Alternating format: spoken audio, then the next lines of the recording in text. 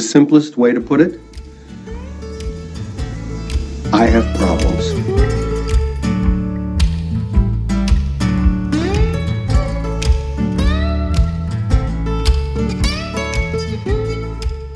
Koenning. Hi, how's it going? Good. Greg is, I call him Mr. Anime. His voice has, a lot of you grew up with this voice, okay? A lot of you are fans of this voice. One of them, and my favorite thing is there's the most unhinged anime I watch for comfort is a show called Ghost Story. I knew you were going to say that. It's one of the most infamous. So It's the anime I give to comedians. Like, you want to watch anime? Watch this craziness. And Right. and he was part of that. And that's it. I've got This is somebody the in my buddies 20th say, anniversary. This year is the 20th oh, anniversary. heck yes.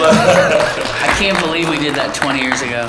Yeah, 20 years ago, you got away with that. Yeah, absolutely. You could not do that today. Yeah, no, it's funny. I was in Boston and I did an interview. And it was funny because the lady interviewing me was like, now you claim to be an LGBT ally, which I was like, no, sweetie, I have a jersey in my closet. She wanted to, I think she thought she had a gotcha question because I used the T slur in like episode 7, and I think I say it like 12 times. And she asked me about it, and I was like, oh, thank you for asking. I'm so glad you asked that question. And I had a well thought out answer. Right. And she was more mad that I had an intelligent discussion about how humor back then was something different. And I was like, and if you don't believe me, just try to watch Revenge of the Nerds without crawling out of your skin. And Every Mel Brooks comedy I grew up on. right? Yeah. Blazing Saddles? Oh, yeah, for sure. Yeah.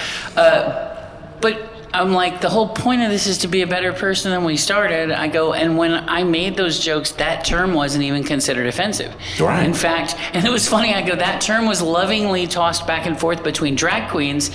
And she debated me. She goes, that's not true. I go, okay. Well, then I challenge you to watch a movie called The Adventures of Priscilla, Queen of the Desert, where they say that word about 4 million times. But yeah, it's crazy to me. And I still to this day, would I do that show again? Absolutely. Would I make those jokes? Absolutely not.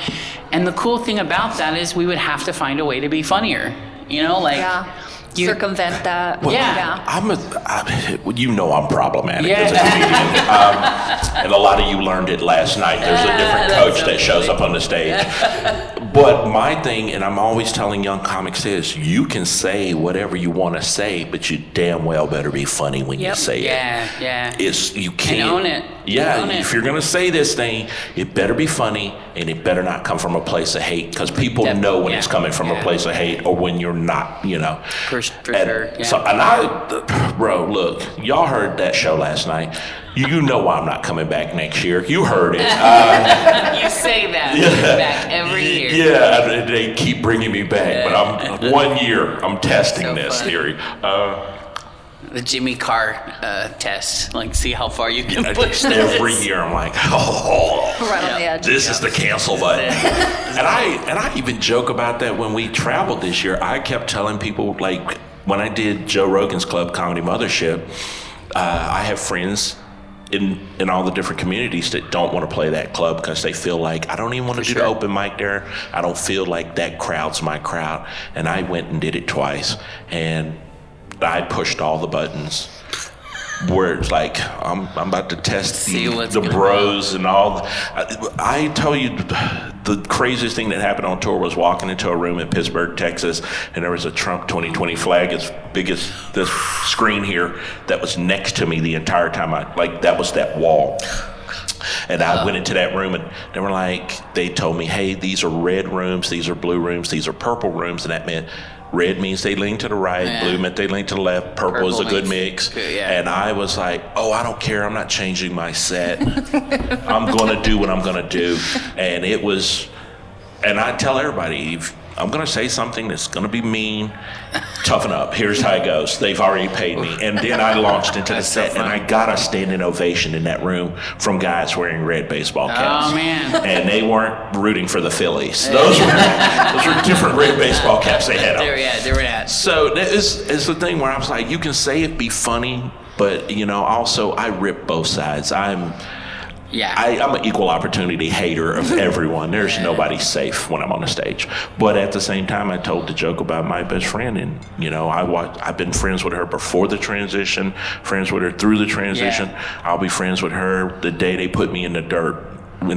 So For sure. she's my friend. Yeah. And so she's heard a lot of those jokes, and sometimes what I'm doing is it looks like the joke's going to go this way, and I'm then you about to pull the take rug you on out the from journey under. here. Yeah. Now I'm going to really make you think about, well, maybe I should think about some of the things. I said, yeah, maybe you should. You're not as good as me at this. Yeah. so, That's awesome. so that's why I wanted to bring, because you and I have had this talk. You Yeah, saw one of my for friends sure, one yeah. time perform, and you Oh, were man. like, what was that? And I was like, yeah.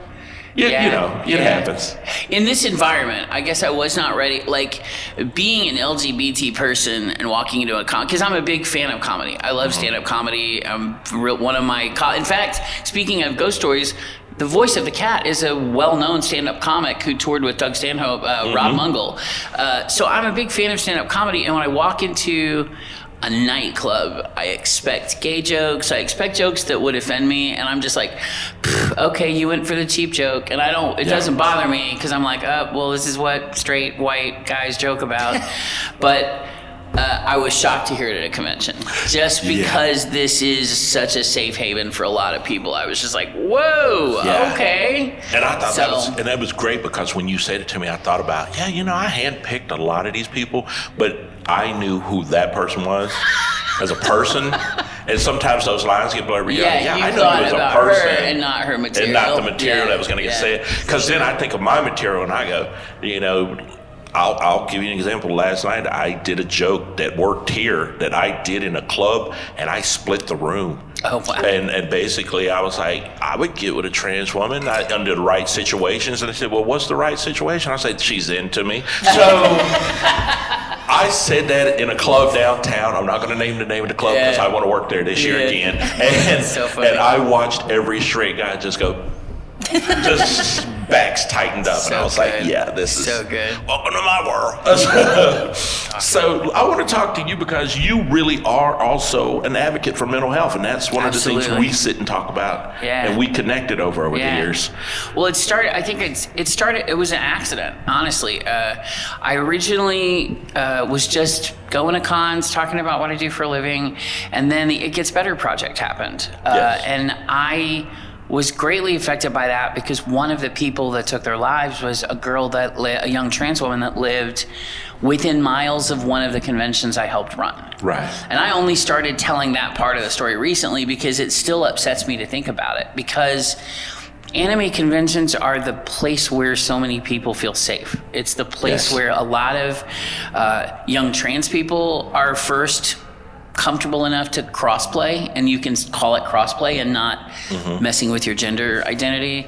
It's where a lot of young queer people go. It's where a lot of people go. Bullied kids, and so seeing a person when they did the interview, and the only reason I saw the interview with her mother is because there was an outrage over her mother misgendering her and calling her by her dead name.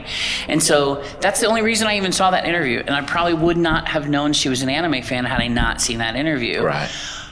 But looking at the walls of her room just kind of ended me, because they were covered with anime posters and they looked like the rooms of so many of my friends.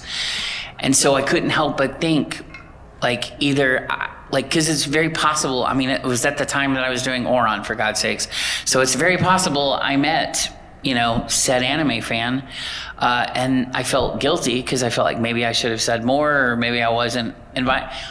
Or the flip side that's just as sad to me is that she hadn't found this yet. Like, she hadn't found a convention or a convention family. And then I couldn't stop thinking, well, if she had just found this convention, it would be okay. Well, so the It Gets Better project and all of that centered around September of 2010.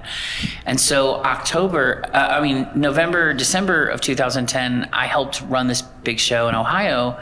And so I said, hey, could I do maybe It Gets Better panel?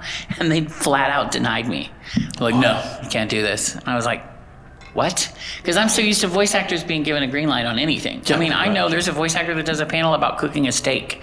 So, I was just like, wait, what? And they're like, no, it's too sexual and it's too political. And I'm like, okay, I promise we'll keep the lights on. And Yeah. what is so political about telling someone not to give up on their life? And so it was a big deal. And I tell the story on my panel. I had to do an appeal, and I had to make an address to the board of directors. But I eventually got to do that panel, and I've insisted on doing it everywhere I go since, because it's something that I think a lot of people enjoy, and I think it's something that I wish was there when I was a teenager. Yes. And we don't. It's funny because it doesn't, even though the roots of that project are started within the LGBT community, that panel is really for anybody that's ever been bullied, that deals with any kind of intolerance or mental illness. And that's how we talk about mental illness. I've had conventions ask me, hey, could you please not talk about suicide? And I'm like, well, I cannot not talk about suicide. Like, it is built into the It Gets Better project's goal. And so that panel itself was just out of the feeling of needing to do something, like being a member of this community and providing something solid for the community. My secondary panel happened on accident, and that's the panel where I talk about how I deal with anxiety and depression using video games. Because weirdly enough, Sunday I tried to do a real positive panel, because I used to do these panels on the anime industry when the anime industry was tanking. Yes. And my friends were like, we love those panels. They're very informative. It makes me feel like jumping off of a building. And I'm like, no, don't jump off of a building. And so after that, I always try to focus on my Sunday panels being real positive, because it's the day most people have post-con blues. You know, they don't want to go back to Gotta go back their to real our real life. life. Yeah, and deal with all the normies. And so I did a bunch of real positive. I did one called Why Your Fandom Sucks that was really funny, because it looked like we were going to bully people. And I'm an Evangelion fan. I have no room to make fun of anybody. And we made fun of all of our fandoms. And then I did a panel called Pay It Forward Player One, which was about people that had a lot of passion for the industry, and they ended up in the industry, like in different capacities. And then this new panel happened as a result of my life falling apart. And I tell this story at the beginning of the panel, but I was going to conventions every weekend, and then suddenly, after being engaged for 9 years, I was single. My brother was diagnosed with a terminal illness. My father had a massive stroke and was rendered immobile and couldn't talk. And I lost 5 friends, bang, back to back. And not in one big car crash. It was as if the sky was falling on my head. Yeah. And the panel is about how I unsuspectingly found my best coping mechanism. And so I decided, I was like, well, what if I do this little panel where we play the Animal Crossing music, and I'm like, that will feel good. Completely forgetting I'm telling the saddest story in the world. But it's kind of like this. I did this, and if you're a fan of mental health stories or whatever, I did an anime a long time ago called Colorful, and it is amazing. Heavy. But I like to think of this panel as kind of like colorful, and this is not giving anything away because it's the poster. Colorful starts with my character's body in a bed of flowers because he has committed suicide. That's how the show starts. And it's a story about how his soul has to come back and figure out something before he can be relieved or pass on. And that story is the darkest, saddest story.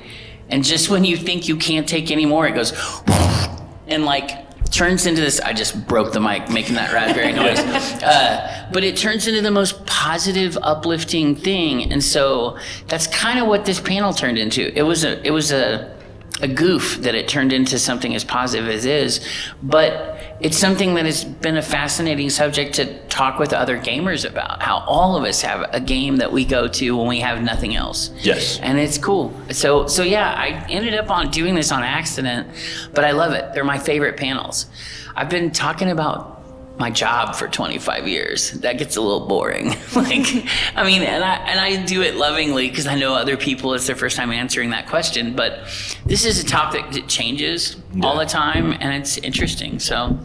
I love that you talked about that, because earlier in the show, they heard me talk about... Colorful? No, they heard me talk about how when the pandemic started, and I was like, I quit my job. The first thing I bought was Animal Crossing. The cool thing is I'm working on part 2 of this panel. So the one I'm doing today is Evenings with Isabel. I'm working on a new panel called Goodnight, Mr. Nook. And it's about the pandemic and how so many people leaned into this program. And while everybody else was coming up with these goofy conspiracy theories, I was like, somebody should write a fan fiction conspiracy theory where the COVID virus was all created by Nintendo to sell copies of Animal Crossing. Oh, BRB writing that when I get home. Right. Done. Right. And I will be making it dirty. Right. Somebody's got to make the Rule 38 for it. It'll be me. I mean, so many of us, that's where we lived during the pandemic. Oh, dude, no. I would be in Discords and there'd be 8 of us on, like, hey, we're all in this Discord fishing on each other's islands. It was... Can I get a dodo code? Can I come visit your island? That was how I survived that thing, y'all. Yeah. Like, I was literally seeking mental help and starting a therapy journey, and then there'd be weekends where I'm on there just like, what are you doing? You want to come see some lilies? I grew some gold roses this week. I got some blue roses. And I know it wasn't for everybody, but for the group I was in, and it was it was fun to see this group of people. They all came from the tech industry, and this was our thing that That's we so connected cool. through. Yeah. So, Animal Crossing, healing lives and stealing our money. So, Nintendo knows what they're doing. Right? Yeah. I want to talk to you about this, and I don't know, because you and I both had major losses of people close to us for in our sure. family. Yeah. Mine was my dad, who passed of cancer. Yeah. And he's the reason I even showed up in Austin in 2014. Wow. And I was going to quit comedy because of it. Yeah. And my brother was like, you can take a break, but we don't quit. You lost your like brother, that. and your brother was so important. Well, I lost so both. I lost my dad and my brother back to back under 11 months. And during the pandemic, I was actually my dad's caregiver. So the first blow was the hardest, honestly. Yeah. My brother's death is still affecting me because I think I was in a fog of grief. And I was doing what needed to be done during my brother's passing. You know, like I was at his hospital bed. But I was still... you get into a weird muscle memory with some things, and I kind of wasn't present. Oh, no, we're detached for it. mentally Yeah, sometimes. yeah, I kind of wasn't. I mean, and the other thing was, when my brother was diagnosed, there was a possibility, he almost died the first day we took him to the hospital. That's something that a lot of people don't know. And my brother's illness wasn't made public because we live in a country with such awesome healthcare system. We could not talk about his illness because we were afraid his insurance would drop him. Right. Yeah. And so that was all a secret. But from the minute we took him to the hospital, there was always a chance of losing him. Wow. The idea of losing my father was devastating. Yes. Because I was also taking care of him. He was an invalid at that end of his life. And so my mom and I did everything for him. So my brother's death didn't really affect me as hard as it did until almost a year after it happened, because I think I was still so I described myself as a building ravaged by fire. Like if you've ever seen one of those buildings that look like it survived a fire, but there's nothing inside of it, that's who I was.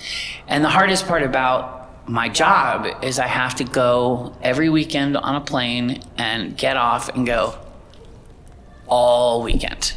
And that's a tough order. That is a tall glass of water to fill when you don't want to get out of bed in the morning. So the what do we say? The sad clowns. yeah, Sometimes that's the role we're doing. Literally, yeah. And so I was just doing good to get through conventions when I was grieving the loss of my dad. And then 'cause conventions had just started back up, and then my brother passed away. And that was too much. And the hard thing is I was contractually held to go to a show 10 days after my brother's death. And that was rough. And and I luckily, because I also have this other thing I do at the show, I have a DJ crew with me. That was a show where I had 6 or 7 DJs, and I told them, your job is to not let anyone near me all weekend. Like, I literally expect you guys to surround me. If anybody tries to talk to me, just move the other direction. Because I had to be there and I had to do my job, but I also knew I was not in a state of mind to be dealing with people. And I know I'm going to say this and I hope it doesn't get taken out of context, but while I know anime fans mean well, sometimes the social skills don't match the meaning. Yes. And say really horrible things. And I didn't want to put myself in a situation where someone, due to their own social grace or their social grace inadequacies, said something and I flew off the handle with my infamous hockey temper, and said something I couldn't take back or whatever. It was a really unfortunate position that people put me in as far as making me attend things that I didn't want to, but it was the smartest way to get through those events. And so for a year, I wouldn't even let somebody give me condolences. I just couldn't. If I said my brother's name, I would start crying. It was too much.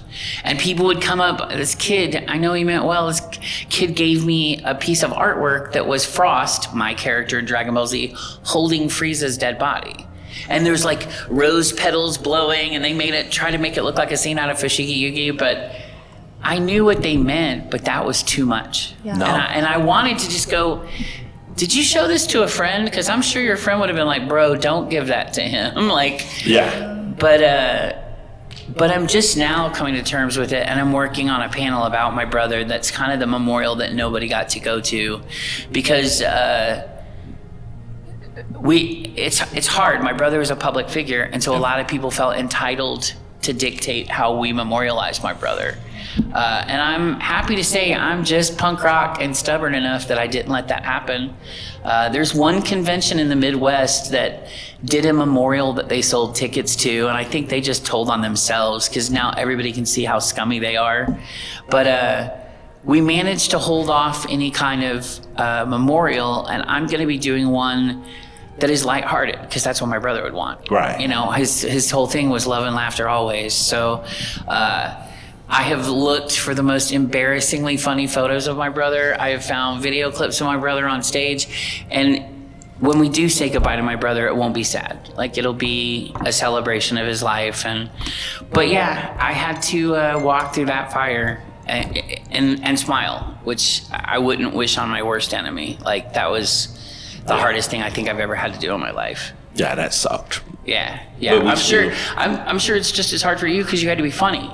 Like, yeah, I've had it. This is the year where I've had the contracts where I lost my grandmother. Yeah. And so there were still so many contracts that I've signed this year where it's like, if you renege, you owe us $300 minimum. Yeah. And so sometimes those contracts, you fight your whole life to get that contract. Yeah. And then you get it, and the first time that contract is the noose around your neck, you're going, oh, this. Yeah. Nobody told me this side of the story. So yeah, I get that. It is crazy. And then you're not always in the funny mood, and sometimes you just gotta That's when that muscle memory pays off, when you can just tell the jokes I will without autopilot thinking. y'all with the dirtiest filth. Here's the Yep. thing. If you hear me do a show and it's kind of like, okay, that's filthier than normal. That's the indicator. I'm sad. I'm sad. I'm super sad. That's a great indicator. That's You're awesome. like, boy, that was a real dirty show from him. Yeah, he's going to go cry. Okay. That's so funny. But yeah, it did change. And man, I wanted to always get you on here because I think a lot of times you said all the things I wanted you to do, because a lot of our anime fans do watch the podcast, and they've been super supportive. Yeah. And Ikkicon was really open to the idea that we were both going to be here, and they kept saying, you should get Greg. And I was like, yeah, I'm going to get Greg to be the guest. That would be perfect. Oh, man. Yeah. So thank you for that. Yeah, no, But thank you for just being a damn good friend. Aw, thank you. Yeah. And thank you for ending on time last night. We had a great... Last year, they put us against each other because they shorted Coach time, and then Coach's people didn't have enough time, and then that meant we didn't have enough time. Yeah. So I gave him a hard time yesterday. I'm like, please end on time tonight. And so as we were walking in, Coach was standing in the hall. He goes, you see? I You did see? my Here I damn thing. am. I'm like, I see you got Cuts that all thing. of that. So when everybody saw us doing that, nobody knew what we were talking about in the hall it was just except us. us. That's our inside joke. But yeah, no, I want to thank you for coming in and being a guest and sharing that truth with us. Thank you so much. Yeah, no, I appreciate it. I think at some point I'll probably eventually work into a grief panel. Like, I'll probably talk about that because I think one thing that just recently happened, we have a mutual friend who just lost their mother to cancer. Yes. And that person is my roommate now. And I told my mom, I said, if there's anything positive about living through all that grief, is that now that one of our friends is suffering, and she thinks of him like a second son, that we're there and we know how to be like, hey, it's okay, be sad, be mad, be all those things. So I probably will eventually want to tackle grief in a way, you know, like that we can talk about at panels too. But I appreciate the chance to speak. It's something that it doesn't come up. We got to normalize it, man. We got to normalize it more. Yeah, we absolutely do. Where can people find you on the internet? Oh, they can't. They can't. It's funny. I mean, I have social media, but I hate social media. I think social media is just garbage. Say it again, please, for the people in the back. I literally only have it so I can use Messenger. I did dump my Twitter just because I don't like the idea of someone scraping my content. And I haven't dumped Facebook, but it's garbage now and it's all ads. So I probably will at some point. And it's funny because young actors are like, oh, well, you need a social media presence. I'm like, well, I've done that. I'm good. I went to Instagram. I'm almost at retiring age Get away anyway. from Facebook. I did. That was my thing. I went to Instagram and I said, I'd rather look at what you ate in your ugly baby. Okay? Food is way better than a political opinion. Yeah. And so then Facebook, I left and it's like, hey, here's a flyer for a show I'm going to be at. Here's how to catch me on tour. For sure. And then Instagram is, hey man, this is me dressed as Sailor Moon at an anime convention. You have questions. If people want to find me, I say the best place to find me is at an anime convention. I spend almost every weekend at an anime convention, and I'd rather do the face-to-face time because people say a lot of stuff on the internet they won't say to your face. Yes.